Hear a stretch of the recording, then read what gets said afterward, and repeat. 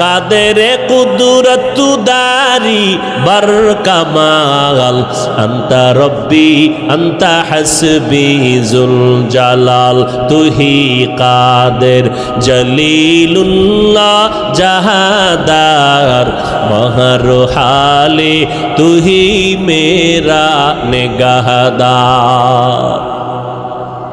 আল্লাহ পাক রব্বুল আলামিন বলেন, এই কোরআনে কোনো ভুল নেই, চ্যালেঞ্জ দিয়ে দিলাম।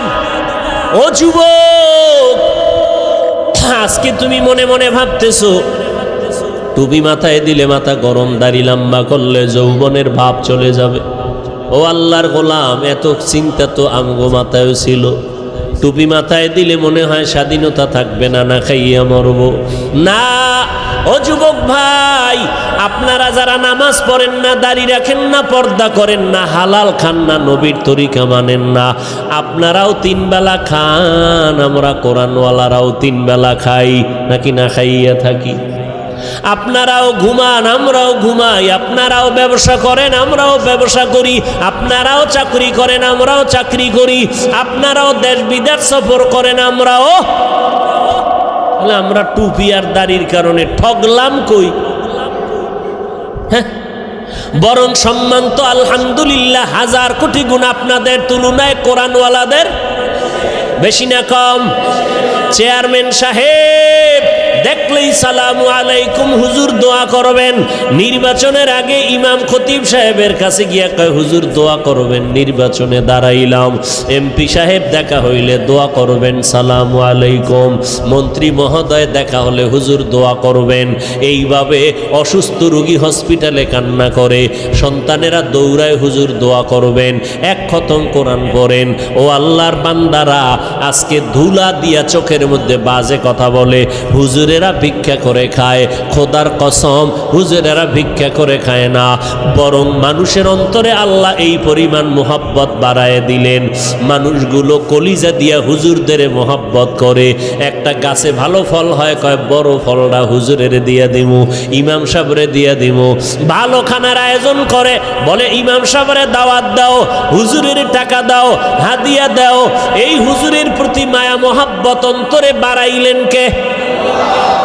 হুজুরেরা কাউকে বলে না আমারে 5 টাকা দাও, 10 টাকা দাও, না খাইয়া মরে গেলাম, না, বরং আল্লাহর কাছে দোয়া করে। আর আল্লাহর বান্দারা টাকা নিয়ে মাদ্রাসায় গিয়ে কয় হুজুর 10টা এতিম ছেলেরে 1 বেলা খানা খাওয়াইতে চাই, কি লাগবে? এই লাগবে বলে দিয়া দিলাম।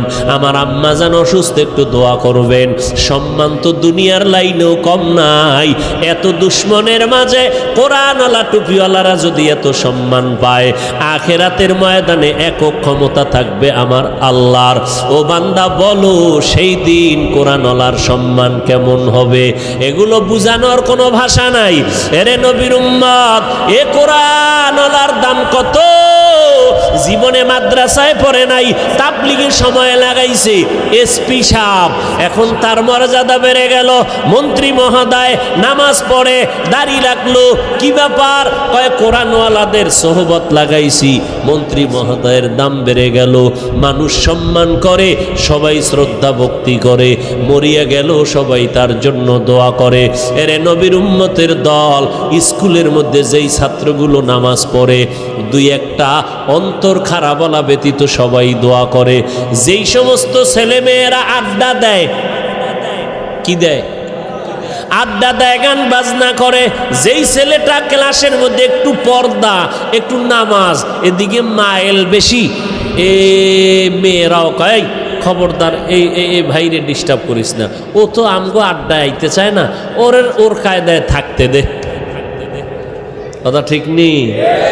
আল্লাহ পাক দেখায় দিলেন, এরে গোলাম একটু নজর করে দেখো, তোমরা টুপিদারি রাখবা না কেন? বলো কেন? কি সমস্যাটা কোথায়? ব্যবসা চলে যাবে। কই, টুপিদারিওয়ালারাও তো কোটি টাকার মালিক, ব্যবসা করে। তুমি কেন বলবা টুপিদারি রাখলে নবীর তরিকায় চললে পারি না? স্বাধীনতা কই?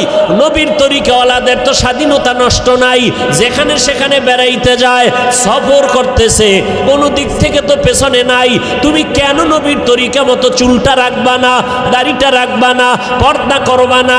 এবার আসো আর একটা লাইনে তাকাও, তোমার আমার মতো যুবক র্যাব, আর্মি, পুলিশ, বিডিআরের চাকরি করে, দাড়িওয়ালা নামাজি আছে না নাই? বিবেকটাকে জিজ্ঞাসা করো, বাবা তুমি কেন পারবা না? তোমার আমার মতো যুবক রাস্তায় গাড়ি চালায়, দাড়িওয়ালা নামাজি ড্রাইভারের অভাব নাই। আজান হয়ে গেল, গাড়িটা ব্রেক করে মসজিদে দাঁড়ায় গেল, মুক্তাদ সব ড্রাইভার, হেল্পার, কন্ট্রাক্টর, যাত্রীরা পর্যন্ত নামাজ আদায় করে মসজিদে। হাইওয়ে রোডে ঘুরলে দেখবা, যাইবার সময় দেখবা নামাজের টাইমে গাড়ি রাস্তায় দাঁড়ানো, লাইন দিয়া দাঁড়ায় গেছে, সব যাত্রীরা নামাজের ড্রাইভার নামাজে চলে গেল। এরে নবীর উম্মতের দল, তোমার আমার মতো যুবক দেখো ময়দানে কৃষিকাজ করে, দোকানে কর্মচারী, নামাজদারিওয়ালার অভাব নাই, এক বেলার নামাজও বাদ দেয় না। রিক্সা চালায় বান্দা, কোমরে গামছা বান্দিয়া এত কষ্ট করে, এক বেলার নামাজও বাদ দেয় না। না খাইয়া থাকবে, তারপরও কোনোদিন হারাম খাবে না, সুদ খাবে না, লোন উঠাবে না। ও আল্লাহর বান্দা, তারা যদি পারে তোমরা কেন পারবা না? বাহাদুরি বাহাদুরি ভাব, মনে মনে ভাবতেছো হুজুরেরা তো আসলে ফকির, এরা তো গরিব। আসলে না, আমরা গরিব না, কারো কাছে ভিক্ষা করে আমরা চলি না। তুমি যদি একটু জ্ঞান খাটাইয়া তদন্ত করো, তোমার বাবার যে এত টাকা পায় কই, তুমি যদি তদন্ত করে দেখবা, হয়তো তোমার বাবায় জাকাতটা ঠিক মতো দেয় না, তোমার বাবায় হালাল হারাম মিশ্রিত কইরা ব্যবসা করে, তোমার বাবায় জুলুম কইরা কইরা টাকা পয়সা নেয়, অথবা সরকারের টাকা চুরি কইরা এরপরে নিজের পুঁজি বাড়ায়। ও বাবা, দেখবা তোমার বাবার থেকে ডাকাত আর কেউ নাই। হুজুরেরা চোর না, ডাকাত না, বরং তুমি খোঁজ নিয়ে দেখো হালাল ভাবে ব্যবসা কয়জনে করে, হালাল ভাবে চাকরি করিয়া কে কয়তলা বিল্ডিং করেছে, একটু নজর করে দেখো।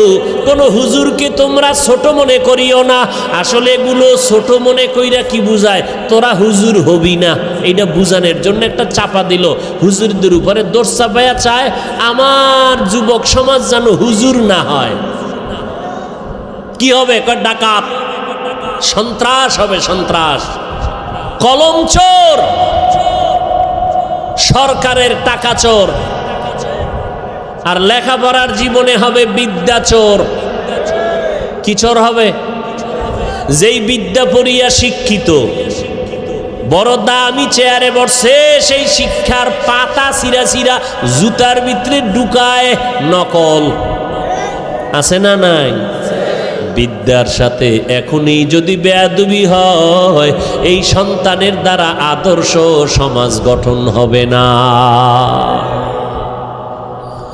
ও আল্লাহর বান্দারা, যদি বাহাদুরি বাহাদুরি ভাব দিয়া হুজুরদের বিদ্যাঙ্গুলি দেখাইয়া বলো টুপি পরব না, দাড়ি রাখবো না, নামাজ পড়ব না, দেখি কে কি করে। আল্লাহ কয়, নবী জানায়া দেন, ওরে করব কি? হুজুরে করবে না, আমি আল্লাহই করব। যদি সীমা বেশি লঙ্ঘন করে, আমি দুনিয়াতেই ধরবো, ওর কিডনি নষ্ট করে ফেলবো, ওর হাত পাও নষ্ট করে ফেলবো। আমি আল্লাহ ওরে অসুস্থ বানাইয়া বিছানায় ফালায় রাখবো, এমন রোগ দিব যে এই রোগের চিকিৎসা কোনো কেউ ডাক্তার করতে পারবে না। আমি আল্লাহ এরপরে স্থায়ী ধরাটা দিব মরার পর। কেমন? ওই কবরে যেদিন সাদা কাপনের প্যাকেট হইয়া যাবি রে বান্দা, কে পীর সাহেব, কে মুরিদ, কে বাবা, কে সন্তান, কে ডাক্তার, কে রোগী, ভেদাভেদ নাই। ওই কবরে যদি বান্দা যাওয়ার পর ডানে বামে উপরে নিচে সামনে পেছনে মাটি আর মাটি, অন্ধকার, পাড়াইয়া পাড়াইয়া মাটি দিল, মাথার মুষ্টি পায়ের মুষ্টি খোলা। দুইজন ফেরেশতা কবরে আসবে তিনটা প্রশ্ন করার জন্য। রবের পরিচয় দাও, ধর্মের পরিচয় দাও, রাহমাতুল লিল আলামিনের পরিচয় দাও। ওরে দুনিয়াতে যারা বিদ্যাঙ্গুলি দেখাইছো আর বাহাদুরি করে বলছো আমরা টুপি পরব না, নামাজ পড়ব না, ওলামায়ে কেরামের কথা মানব না, বরং বিরোধিতা করব, নবীর তরিকায় চলব না, আল্লাহর হুকুম মতে কোরআন পড়ব না, নবীর আদর্শের সুন্নতের জবাই করব। এরা এই অবস্থায় যদি কবরে যাও, ওই তিনটা প্রশ্নের জবাব দিতে কেউ পারবে না। নবী বলেন তাৎক্ষণিকভাবে আমার আল্লাহ রাগান্বিত হইয়া ফেরেশতাকে বলবে, ও কবরের ফেরেশতা, এই নাফরমানের আর সুযোগ দিও না, এখনই কবরে জাহান্নামের বিছানাটা বিছাইয়া দাও, জাহান্নামের সাথে একটা রাস্তা বানাইয়া দাও। কবরে জাহান্নামের আগুন একটা না দুইটা না 70 থেকে 99টার সাপ কবর এসে ভরে যাবে। আমার আল্লাহ রাগান্বিত হইয়া কুদরতের আওয়াজ দিয়া বলবেন, ও কবরের মাটি, এই গুনাহগার নাফরমানের দুই পার্শ্ব থেকে জোরে জোরে চাপ দাও। এত জোরে কবরের মাটি দুই পার্শ্ব থেকে চাপ দিবে, নবী বলেন এক পার্শ্বের পাজরের হাড় আর এক পার্শ্বে পাজরের ভেতরে ঢুকে যাবে। ও আল্লাহর বান্দা, এইরকম আযাব একদিন আর দুদিন না, কিয়ামতের সিংহায় ফুৎকার দেওয়া পর্যন্ত কবরে হতে থাকবে। ওই কবরের আযাব এত ভয়ঙ্কর, এত মারাত্মক। জান্নাতি সাহাবী 10 জনের মধ্যে একজন হযরত ওসমান রাদিয়াল্লাহু তাআলা আনহু কবরের কিনারা দিয়ে গেলেই হাউ মাউ করে চিল্লাইয়া কান্না করতেন। জান্নাতি সাহাবী ওসমান কবরের কিনারা দিয়ে গেলে কান্দেন কেন? ওসমান বলে, মরণের পর কবর হলো প্রথম ঘাঁটি, যদি আমি ধরা খাইয়া যাই আমার উপায় নাই, ওই ভয়ে আমি চোখের পানি ধরে রাখতে পারি না, কবরের আযাবের ভয়। আল্লাহর নবী বলেন কবরের আযাব এতটা ভয়ঙ্কর, সমস্ত মাখলুকতেরা দেখতে পায়, শুনতে পায়, আর মানুষ আর জিনেরা শুনবে না, দেখবে না। এই জন্য দেখা যায় কত গুনাহগারের কবরের পাশে গরুর গোয়াল ঘর, লাশটা দাফন করে সবাই চলে গেল, সকালবেলা ওইটা দেখে গরু একটাও গোয়াল ঘরে নাই। একটা গরু পেঁচাইয়া জায়গায় মরে গেল, আবার কিছু গরু রশি সিরিয়া পালাইয়া গেল। আবার অনেক সময় দেখবেন কবরস্থানের দিকে তাকাইয়া কুকুর ঘেউ ঘেউ করে চিল্লায়, কারণ ওরা কবরের আযাব দেখতে পায়, শুনতে পায়, কবরের আযাব সহ্য করতে পারে না রে বাবা। আল্লাহর কাছে তওবা করো, যার কপালে হেদায়াত আছে আল্লাহ তার এই ময়দান থেকে হেদায়াত দিয়ে দিবেন, চোখে পানি আসবে। আর যার কপাল বড় খারাপ, গুনার কারণে দিলটা এত পরিমাণ পাথরের মতো শক্ত, দিল নরম হয় না, চোখেও পানি আসে না রে বাবা। মা বাবার বেয়াদবি, ওলামায়ে কেরামের বরদোয়া লেগেছে কপালে, এখনো সময় আছে রে বাবা, মাওলার কাছে তওবা করে নাও। মরণ তো একবার হবে, হায়াতের মালিক আল্লাহ, ইজ্জতের মালিক আল্লাহ, রিজিকের মালিক আমার আল্লাহ। অতএব আমি ডাক্তারি পড়ি, ইঞ্জিনিয়ারিং পড়ি, চাকরি করি, ব্যবসা করি, আমার আল্লাহকে আমি ভুলবো না, নবীর তরিকার বাহিরে চলবো না, গুনাহ নিয়ে কবরে যাব না, পেছনের গুনাহ থেকে তওবা করে ফেলবো। জীবনে যতদিন বেঁচে থাকবো, মরিয়া গেল আর গুনার কাছেও যাব না। মোবাইল নিয়ে গুনার প্র্যাকটিস করব না। তওবা করার সবার ভাগ্য হবে না, আল্লাহ যার অন্তর দিয়া কবুল করবে তওবার জন্য তার কপাল খুলে যাবে। তবে তওবার জন্য আল্লাহর কাছে তৌফিক চাইতে হবে। ও আল্লাহর বান্দারা, আল্লাহর মোহাব্বত যাদের অন্তরে আছে, একবার অন্তর দিয়ে আমার আল্লাহকে মনে মনে ডেকে বলো, হে মালিক, আমার মতো গুনাহগার এই ময়দানে আর একজনও নাই। আমাকে মানুষ কত মাওলানা হুজুর বলিয়া সম্বোধন করে সম্মানের চেয়ারে বসাইল, কত মানুষ আইসা দোয়া চায়, পানি পরা নেয়, হুজুর আমার মা অসুস্থ, একটু পানিতে দম করে দেন, আমার মা যেন সুস্থ হইয়া যায়। ওরে কত মানুষ সম্মান আর ভক্তি শ্রদ্ধা করিয়া দোয়া নিল, অথচ আমি আমার আমল নামার দিকে তাকাইয়া দেখলাম আমার মতো গুনাহগার এই ময়দানে আর কেউ নাই। গুনার কারণে আমার হাত না পা পাক, আমার চোখ না পাক, আমার জিহ্বা না পাক, আমার অন্তর না পাক। ও আল্লাহর বান্দা, তওবার নিয়ত করো, আল্লাহর কাছে বলো, হে আল্লাহ, এই ময়দান থেকে তওবা ওয়ালা নসিব করিয়া ফিরাইয়া দেন। আর জীবনে নামাজ ছাড়বো না, বেপরদায় চলবো না, মা বাবারে কষ্ট দিব না, ওলামায়ে কেরামের বিরুদ্ধে যাব না, দেশ ও জাতির বিরুদ্ধে কোনো ষড়যন্ত্র করব না। যাদের অন্তরে কোনো নেফাকি নাই, দুর্বলতা নাই, অন্তর পাক্কা নিয়ত তওবা করার মতো, তাদেরকে অনুরোধ করে বলবো, আল্লাহর মোহাব্বতে খাঁটি তওবার নিয়তে দুটো হাত আল্লাহকে দেখাইয়া দেই। আয় আল্লাহ, আমাদের হাতগুলো কবুল করে নেন, তওবা কবুল করে নেন, তওবার উপরে মজবুত হইয়া চলার মতো তৌফিক দান করেন, আমিন।